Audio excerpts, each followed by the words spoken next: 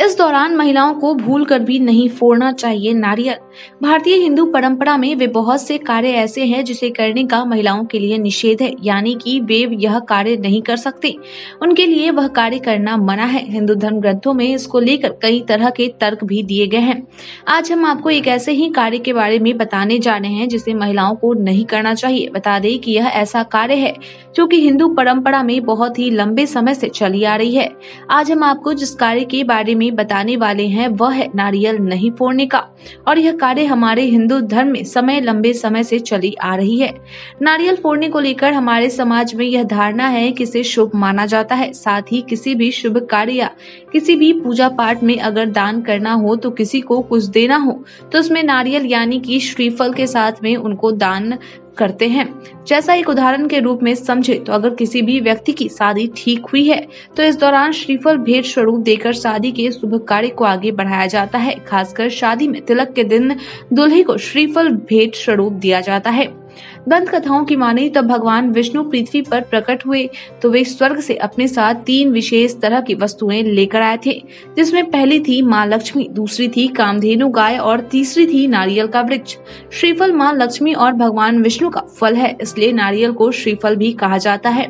कहते हैं कि नारियल में त्रिदेव का वास होता है, यानी कि भगवान ब्रह्मा, भगवान विष्णु और महादेव का वास है। कहा तो यह भी जाता है कि भगवान शंकर को श्रीफल सबसे ज्यादा प्रिय है और श्रीफल में भगवान शंकर के त्रिनेत्र की तरह आकृति भी बनी होती है। बता दें कि हिंदू धर्म के लगभग सभी पूजा में नारियल का अपना अलग ही महत्व है। कहा जाता है कि पूजा पाठ में अगर नारियल न हो तो उसे अधूरा माना जाता है, लेकिन इसमें विशेष यह है कि इसे स्त्रियां नहीं फोड़ सकती।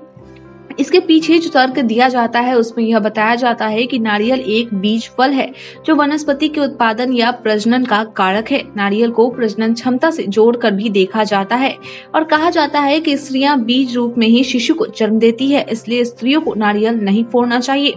स्त्रियों द्वारा नारियल फोड़ने को शास्त्र, वेद एवं पुराण में अशुभ माना गया है।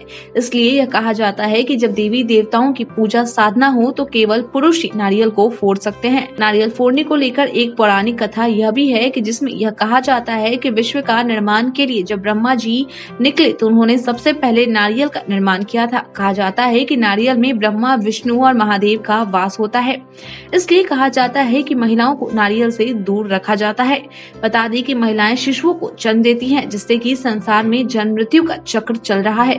हमने आपको पहले ही बताया है कि नारियल एक बीज की तरह है और स्त्रियां एक बीज के रूप में ही बच्चे को जन्म देती है। इसलिए कहा जाता है कि कोई भी महिला किसी भी बीज को नुकसान कैसे पहुंचा सकती है। यही वह कारण है जिसके चलते हिंदू धर्म में महिलाओं को देवी देवताओं की पूजा के बाद नारियल फोड़ने से मना किया जाता है। आज के लिए इतना ही, धन्यवाद।